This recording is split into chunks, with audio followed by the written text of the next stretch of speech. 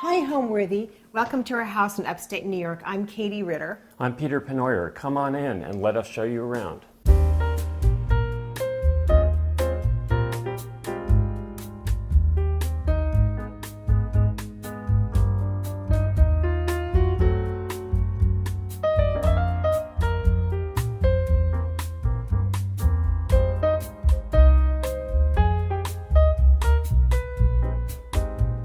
You're watching Homeworthy, where we believe every home has a story. To shop items inspired by this and other Homeworthy episodes, be sure to check out the product links below for amazing furniture, accessories, and more.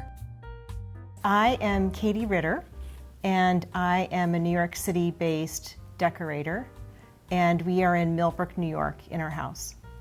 I'm Peter Pennoyer. I'm an architect, and I happen to be Katie's husband and the designer of this house.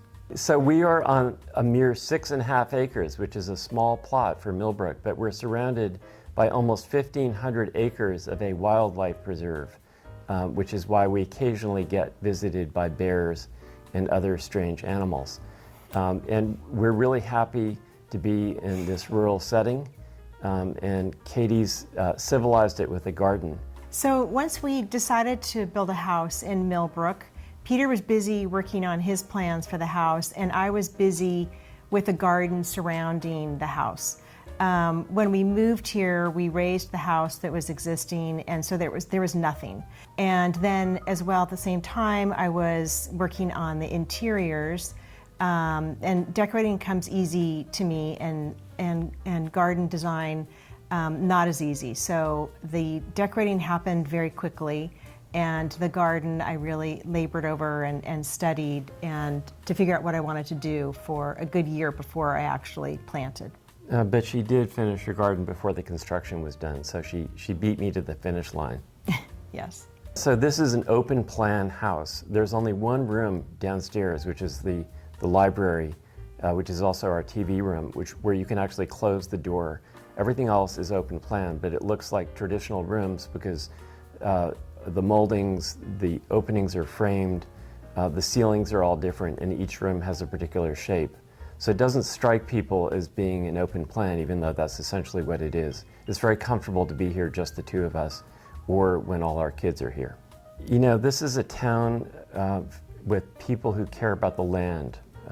So it's all about the farms, the horses, the fields, and there's a big land preservation movement here.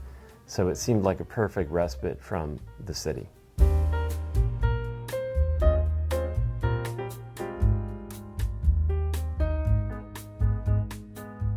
This is our entry hall, and I'm going to dive in as the architect by asking you to look up, come into the middle and look up at the ceiling. This is an open, vaulted balcony, essentially, which looks up to the bedroom hall and brings light in all day in the middle of the house through this ley light. The pattern of stars on the ley light is actually vinyl stickers, and I actually stuck them on one by one on the glass panes, and the contractor lifted the glass up and put it back into the frame. So that was a really special, almost arts and crafts project, which most people think is paint, but it's an interesting pattern. And we also have lighting behind that window in the ceiling so that at night it bathes the whole space in light.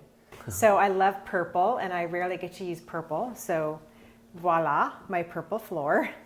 And we then wanted a little bit of seating in the front entry, so I have a little settee there. I loved needlepoint, so I've made all these pillows.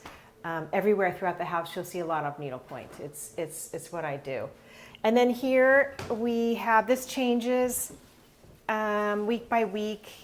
It's not quite dahlia season.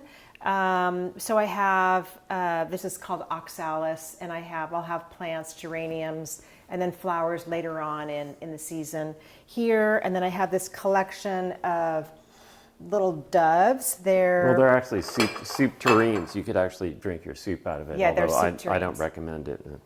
But they're doves, and they're English, and I found a lot of them on eBay and Invaluable, and I've been collecting those. And the table is an American classical table from the collection of the investment firm DLJ. So right. we pick up some interesting things at auction, especially furniture that isn't as popular in the general taste these days. And I also want to point out Abraham Lincoln, because his pedestal is the cabinet that holds the leaves for our dining room table. So these go in one by one, and then suddenly it expands from being able to seat 6 to 12. So it's a double duty piece of furniture. And a lot of things here have a story. We love Sweden, we love Stockholm. These are these Swedish grace sconces from Stockholm. The elephant, I think, was in a store. It was in my shop. I had in between the magazine business and becoming a decorator, I had a retail shop on Lexington and 69th Street in New York City. And yeah, there are a pair of those that didn't sell. And so I have a few things left over from my shop from the late 80s. And then Peter, you have your collection of Yes, so New York City. The photography and the prints are all about New York City and historic architecture, and interesting photographers, and some of them architects who didn't have work in the Depression and took their hand to documenting the city. From Grand Central to the World's Fair, the harbor, Stieglitz, Jessie Tarbox Beals, the first woman photojournalist to be paid for her work. So there's a story here. None of them are, I don't think, particularly famous artists, but it's a special collection for us. And then right here, when you first walk in our house, I have an etagere filled with all my garden books and my garden diaries. So these are from the years starting from 2014, and it's by the date of all the different things when I started my sweet peas, when I should start my potatoes, and different notes on what worked well and what didn't work well.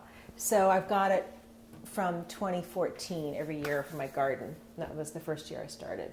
So in the front entry, because this is a second house for us, we didn't have anything. So we really started from scratch. And it was taking Peter's plan and dropping in the furniture. And, a lot of good deals happen at auction. So many of the things that you see here, we bought at auction. And a lot of it is brown furniture, which, you get incredible deals because people don't like brown furniture anymore. But so it introduces you to the house, a lot of antiques. We have a lot of antiques in this house, and a lot of color and a lot of pattern. At the beginning, when I was in the planning stages, I was very worried about what Peter would think of what I had planned. But he kept saying, really, just you do your thing. Just decorate and use the colors you want to use. And so I really felt uninhibited to do exactly what I wanted to do. I didn't feel like I had a client. Yes, and I was surprised to get a pink living room. But Katie also was able to incorporate some of the antiques that I found, a couple of them without consulting her, like a big bust of Abraham Lincoln. Mm-hmm. But she was good-natured about all of that. Yeah, there are a lot of busts, as you'll see, in this house.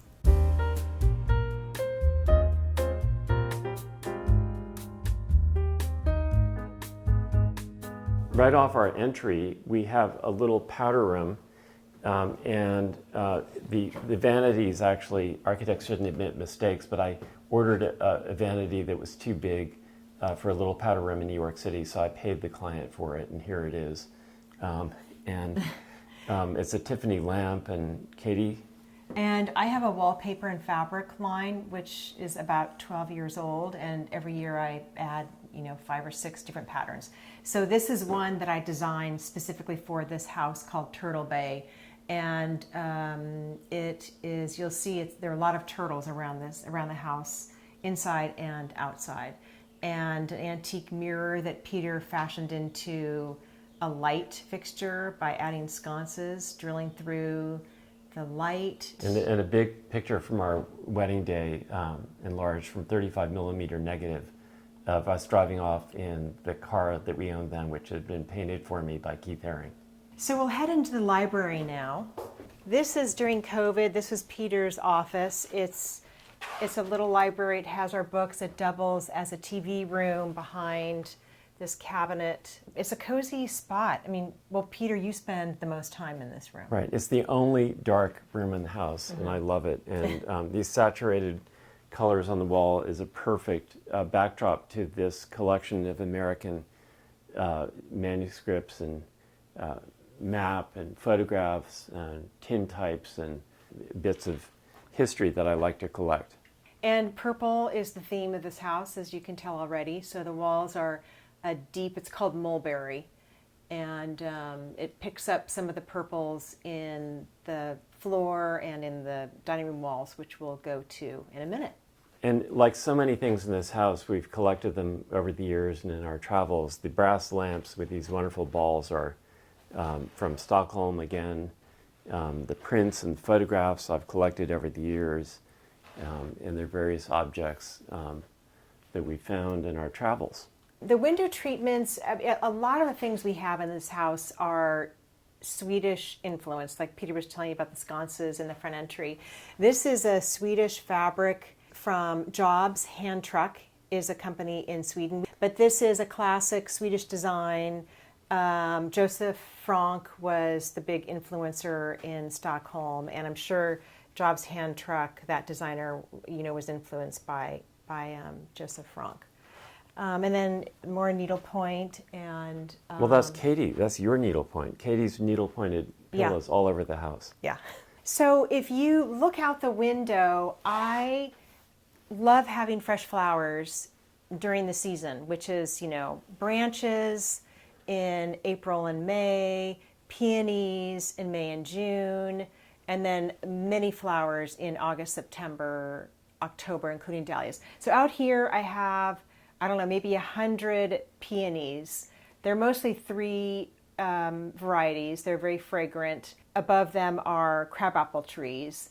But that's really a place where I pick my peonies in May. You may not be able to see this, but the glass is imperfect. It has waves in it. Mm-hmm. It looks like glass from the 18th century, and it's insulated, so it's environmentally, performing, but it distorts a little bit, and that was intentional. This is a restoration product that's used on historic preservation, which we love. So I've been interested in historic American architecture since the beginning of my career, and I've been lucky to work with wonderful partners, one of whom helped me design this house, Gregory Gilmartin. And this is really a confluence of Greek Revival, Latrobe, and all sorts of other architects who've influenced my firm's work over the years. But it is a distinctly American house. The other thing is, even though it looks historic, in fact, some visitors think it's been here for a long time, which I take as a compliment. Mm-hmm. It's technically very advanced. Our electric bill is very low because we have special insulation and other environmental features. So even though it looks like it might have been here for 100 years, it really is a newfangled thing. We're stepping into the living room from our entry, and you'll notice that we don't have doors. Instead, Katie put in these curtains, which keep the space open but give it some definition. And it adds some softness to the room. It also, I have them flanking on this is facing east and west, and it's just nice to have more fabric in this room. But I started it with this antique Ushak carpet that belonged to Dodie Rosecrans, actually someone I worked with at House and Garden in the 80s. It was from her house in San Francisco. So a few things that are important to me is my grandmother's settee, actually my great-grandmother's settee from her house called Steen Valachi, further up on the Hudson River. And we have, a seating area here and a seating area facing north. And it's just a cozy spot. I mean, it took a while to figure out, how we were going to use this room because it's very long and it opens up to the dining room, which we'll go into next. But in the winter, we have fires, a lot of fires. We play games in here. The kids tend to come more in the winter for some reason. So this is really our gathering spot, and it's just a very comfortable room. The walls are, it's a pink tea paper from de Gournay, and the valance up here is an embroidery from Penn and Fletcher. It's a embroidery shop in New York that I've worked with for years, and Ernie Smith is the owner, and he's just very clever. So I was lucky to get that detail in this room. And then a lot of upholstery and antiques. And just collections from everywhere. This chair I had in 1984, and my client who owned the Mark Hotel at that time loved it so much that she made it the model for all the chairs in the first restaurant that we designed at the Mark. It's no longer there. That was a long time ago, but this is, and Katie, for instance, this lampshade, didn't you find that as a scarf in some thrift shop? And I found it in Hawaii. It was actually a bullet-ridden fabric shop in downtown Kona. It had literally bullet holes in it. It was going out of business, and it's a pink rayon fabric, and I really love details, and lampshades are very important to me, and I like finding vintage textiles and coming up with unusual shaped lampshades and unusual trims. Katie and I love sculpture, and if you look around the house, you'll see a dozen birds. Our favorite one is this American eagle, which is very early. It's late 18th century, and another auction find. And it really draws your eye up to the height of the ceiling. This is City Hall. We bought this at Bukowski's in Stockholm. And it's just such a pretty painting, I think, with everything against the pink walls. This is called The Spirit of America, and she's sitting on this mammoth pedestal that's actually a cabinet where we keep some of the dinnerware. And we also have this, our friend Petunia, the taxidermied skunk, and busts of my father and his twin sister made in 1925 on the mantelpiece. My favorite room in the house is this living room. I get up very early, and I sit over there in the window, and I have my big cappuccino, and I'll needlepoint for 15 or 20 minutes in the morning. And it's quiet in the house, and it's just having that the 12-foot ceilings is, it's such a luxury having that height, and it's so, we live in New York City, so the light quality in here is really incredible. As I said before, having all the exposures, you really see every direction, and it's just a very pleasant room to be in. Stepping into the dining room, we have these two curiosity cabinets that are built in, flanking the arch which comes between the living room and the dining room. And we have a plaque from the Dachshund Club of America in 1912.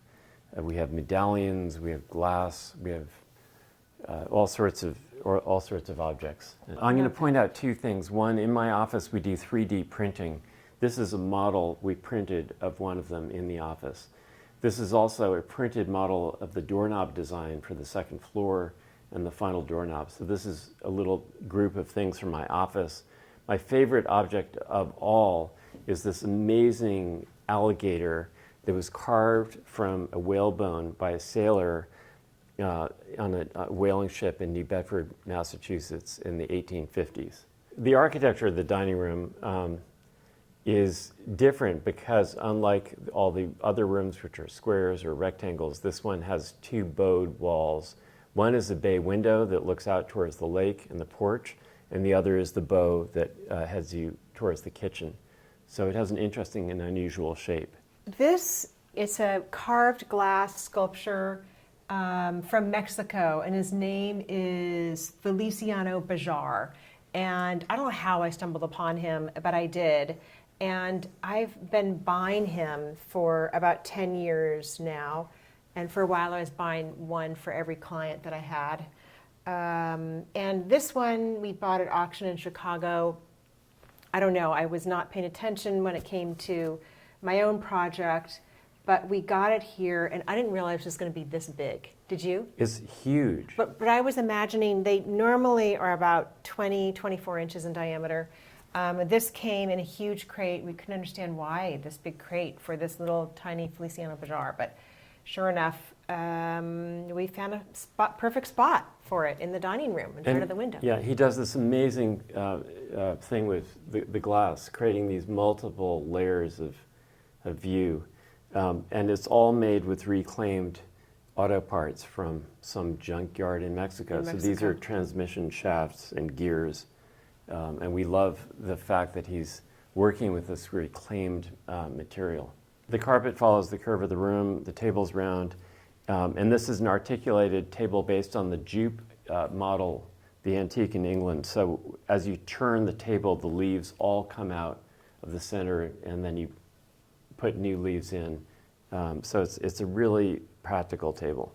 So normally the table's expanded. Katie does the tabletop. Mm-hmm. I'm in the kitchen cooking. That's my passion on weekends, especially. Peter's the cook. And so what we do is we put a tablecloth on the kitchen island so that everyone can serve themselves. So it's not formal. We don't do serve dinner. It's the country. Yeah. And we keep the wine on the table so people can pour as much as they feel like drinking within limits. And we it's a wonderful room to be in, and it's we love the round table because it keeps the conversation open and keeps everyone engaged. So Peter and I met in 1988. I was working for House and Garden magazine, and Anna Winter had told me that she wanted me to do a story on young people who live with inherited furniture, and she gave me a list of people that she thought I should contact, and one of them was Peter. So I met Peter, I went to his office, and at the time I'd been at House and Garden for 4.5 years, and I really wanted to be a decorator, and so I had told him this when we were talking to each other in his office, and really that's when I changed careers. Peter convinced me to come work for him, which in the end it didn't work out. We got engaged 4 months after we met, and then 5 months after that we were married, and it just was kind of a natural segue from the magazine business to what I'm doing today. I had some very interesting clients when I started out. My first project was a loft for Isabella Rossellini, and we also we did Keith Haring's Pop Shop, and I think that kind of client attracts attention of someone like Anna Wintour.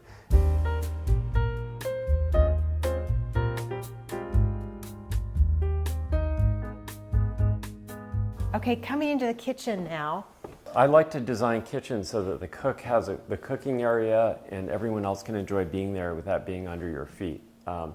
And the island is, typical in some ways, but from working on restaurants, I learned that it's really great, if you're for the efficiency of cooking, comfort, to have all the pots and pans and everything at hand. So we had this étagère built with glass shelves. There's lighting built into it, and we later acquired these prototype light fixtures that happen to fit right over. Actually, they're not light fixtures, they're just glass, but they happen to fit over the uplighting. So this is really convenient. Everything lays out here, and again, having a 12-foot ceiling is also wonderful in the kitchen because all the steam and everything that goes on with cooking just floats up to the top. This wall faces west. You can see the large scale windows, which I love. And these are sculptures that I bought at the New York Botanical Garden show that they have every year, antique garden show. And they're like rubber. They were underwater at Coney Island. Yeah, Coney Island. It was the Coney Island Aquarium that was demolished, and these were salvaged. Yeah. And they're just fun sculptures. They have zero purpose. They're just fun to look at. And this is where I cut my flowers, and this is where we have breakfast. And it's a very efficient kitchen. This is our pantry right here, and it's just easy to move around. I don't like typically islands that are too big, but this one seems to work really nicely because it's multifunctional. It's got the cooking on that side, and then the cookbooks on this side, all of our storage, and an antique secretary. It's kind of a mess over here. But this is where I keep all my seeds, my vegetables, and my flower seeds. And then all my vases go in here, and it's kind of a catch-all for everything. I rarely paint kitchens a color. I guess because there's so much color, usually the rooms that are connecting to the kitchen, this color is like a buffy, neutral. Almost like a stone. Yes, like a stone color. Yeah. I mean, I have that kind of rose-colored mosaic tile backsplash, and in the frieze, I have a wallpaper, but it's pretty toned down. In designing kitchens, I like to organize all the cabinetry in an architectural frame so that the cabinets don't look like they were just delivered and put in a row. So it really becomes part of the system of paneling. So these are very ordinary mass-produced cabinets. They're not custom, but they're all flanked by symmetrical panels. And it just helps organize the kitchen, makes it feel, I'd say, cleaner and simpler. When you walk in the house, I like people to look up. In fact, sometimes I tell people to look up because we have a lay light or a window in the ceiling of the second floor that you can see from the front hall. And it's surrounded by a round opening. So it's kind of a dramatic and airy moment in the middle of the house. That's what I like people to notice. And in every single room, you see the light traveling around during the day from east to west. So you get the sunset in the living room, which actually doesn't face west because it's open.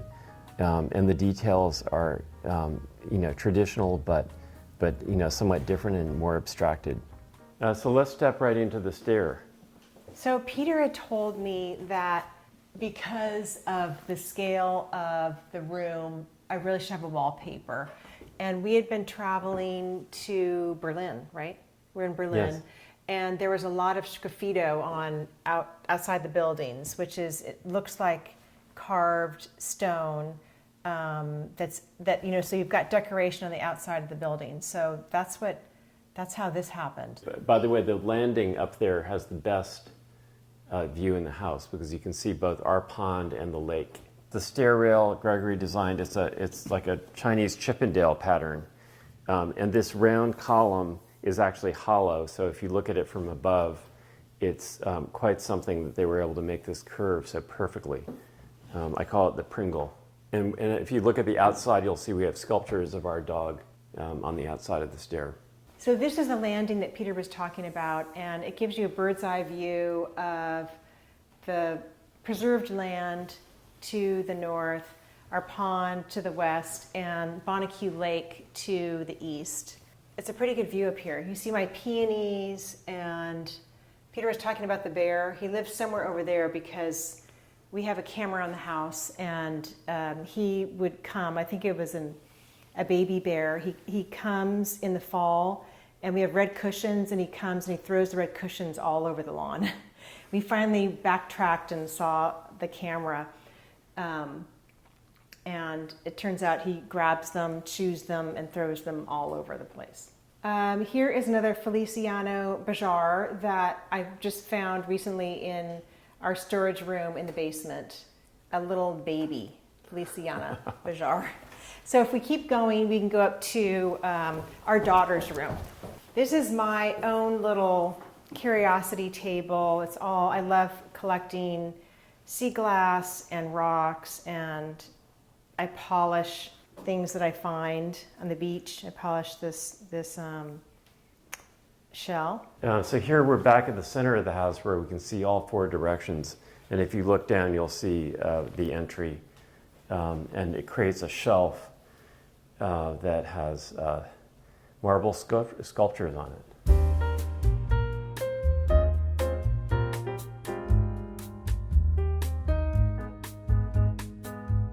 So this is our youngest daughter, Gigi, her bedroom.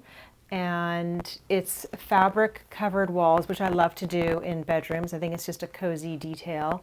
It's paper backed and applied like wallpaper.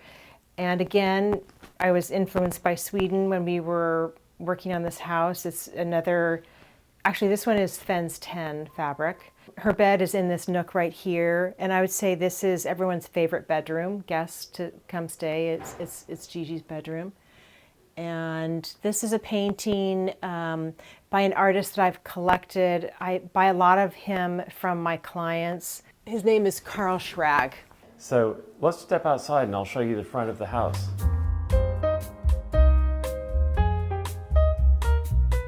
So I'll tell you a little bit about the architecture of the house. It's a clapboard house. It seems to be Greek revival at first glance. So we have a column screen and these great sculptures, which are called Anthemion, which we designed in the office and then made a 3D model of, and they were sculpted by Hyde Park Moldings in Long Island. And then we have this Chinese Chippendale motif on the balustrade on the roof. Oh, by the way, if you hear that noise, that's our neighbor who flies gas-powered, remote-controlled airplanes. Somehow he hasn't caught on to drones, so it's just part of the background noise once a week. The colors of the house, the color of the house is a pale gray. And again, Peter said, Katie, just do your thing. And I said, okay, great. Well, I'm going to paint because the house is very serious, wouldn't you say? Well, I mean, it's playful. It's playful too. I think it's very funny. But so I really, instead of having a classic black and white house, I really wanted to add some color. So all the mullions are painted red and all the shutters are like a deep gray to black color with a little bit of blue. And then the rest of the house is painted a pale gray color that you really notice when it's snowing out. That's when you really see the color gray. It's really important in our houses to have a terrace at the entrance deep enough to accommodate benches and pots.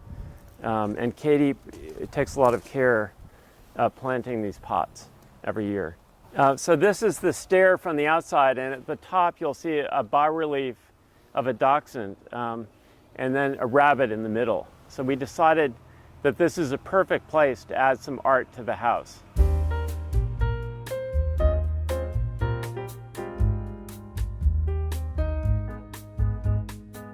This is my garden, and it's enclosed by hornbeam, and I wanted instant gratification. So when we built this house 11 years ago, we bought mature hornbeam. So all the way around the perimeter, you see hornbeam that conceals a deer fence.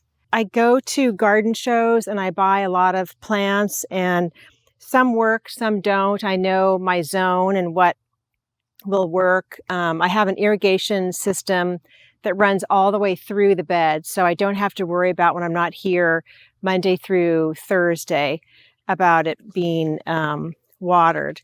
And then we have this area right here, the pergola that Peter built for me. It's just a very simple structure. We have lunch out here and we have dinner at this table.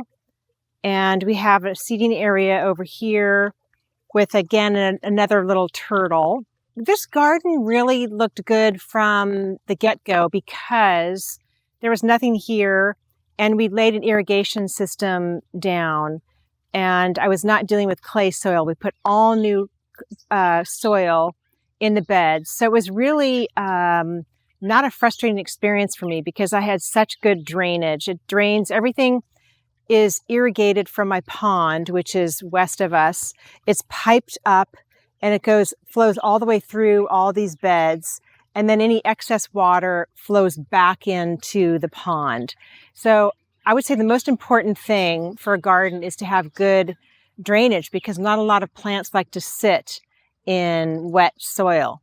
But some of my favorite plants, I discovered that lime green really pops in the garden. So over here, I have a lot of grasses that have that, that really sunny yellow. And of course, yellow and black look so good together.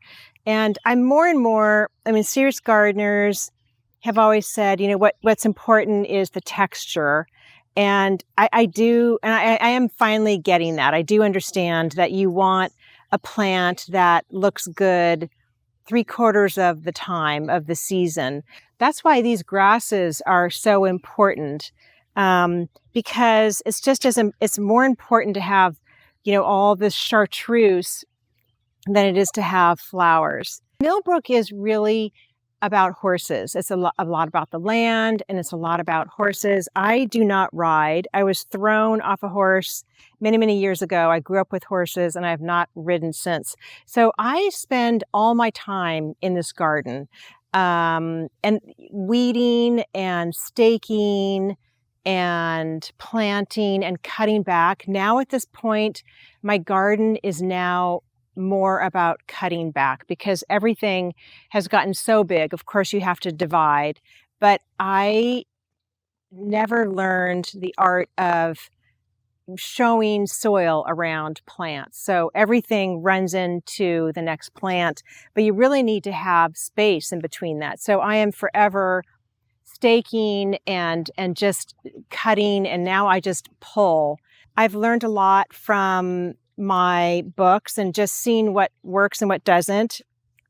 And this is something that Christopher Lloyd loves he was the gardener at Great Dixter in Sussex in England. And so I've taken a lot of things that he loves, and I've grown them from seed. And this is bronze fennel, which I think is very effective, the fluffiness of it against the harder edged plants below it. And then everything has a growing season, like the peonies. This is a beautiful peony that does not look so great now because we're near the end of the season. And this self-seeds, it just comes up all over, and I yank out all the ones I don't want. And I love black leafed plants. This is a dahlia called Twining After 8. I have a series of beds. I mean, it's chock full of plants that I love. And I wanted to create something just very simple in this bed. So this is like a breather before, all the chaos that goes around it. And this is where, it's so important to have different textures and colors. And you've got this kind of orangey red hydrangea, and you've got the blue Fothergilla. And these are more the shady beds over here. This is a favorite hydrangea over here. It's got very fluffy leaves. It's very soft leaves. And I bought this when it was a little stock, and it's just, everything is really very happy here. And then if you come around here, you can see my greenhouse. All the plants that need protection in the winter, I put in my greenhouse. It's heated. Then these were about this tall when I planted them. They're fastigiate copper beech trees. This is my woodland path that leads to my cutting garden. And I've created all these beds. There was nothing here before. We put in the understory trees, the dogwood, all these beds. This isn't the height, it's all green right now. But the height of this garden, the woodland garden, is spring because everything is in bloom. All the flowering trees are in bloom. And I've got a lot of irises here that are in bloom. Really pretty much April, May, June, there was a lot of color here. And now there won't be a lot of color for the rest of the season. And then if we keep going, there is a pond right here. Everything here we planted 10 years ago, and it was all very small scale. This is a great plant called Pedicides that can be considered invasive, but I think it's so pretty with the creek. And we have a fire pit next to the pond. And then up there is my cutting garden. There was a small creek here, and Peter dug it to, I think the magic number is 19 or 20 feet. So we dug the pond and expanded it. It's spring fed. But the pond is what feeds all my garden, all the woodland garden and my cutting garden up here. Frank Cabot has an incredible garden not too far from here in Cold Spring. And I went one winter day, and he had a pond like mine, And he had birch trees that from one direction reflected perfectly in the water. So that's why I planted all these birch right here. And from the other direction at the certain times of days, you get this beautiful reflection of the white birch in the water. And then all this land is protected land. It was one family and they gave it to the DLC, Duchess Land Conservancy, and so everything is protected, which is incredible. We're so lucky. So it's a little messy in here. I have my cucumbers and my peas and my peppers. These are potatoes, and then of course my dahlias, my rhubarb, all the way back, my dahlias. And asparagus and raspberries and my tomatoes. I don't know what happened to my tomatoes this year because I grow them from seed and they have not done very well. I normally have, this thing covered with tomatoes. Home means to me someplace that is all about you, that is comfortable. It is a reflection of who we are. Our houses are very personal, but I think for each of us, the biggest test is how comfortable our friends feel when they come. And people find this house unusual, but everyone seems to feel very comfortable here. And we enjoy entertaining and we enjoy having friends. And that's what home is for me. Thanks, Homeworthy, for coming to our house. We hope you enjoyed the tour and we hope to see you soon. Bye. Thanks for watching. Be sure to go to homeworthy.com for exclusive content, shopping guides, and so much more.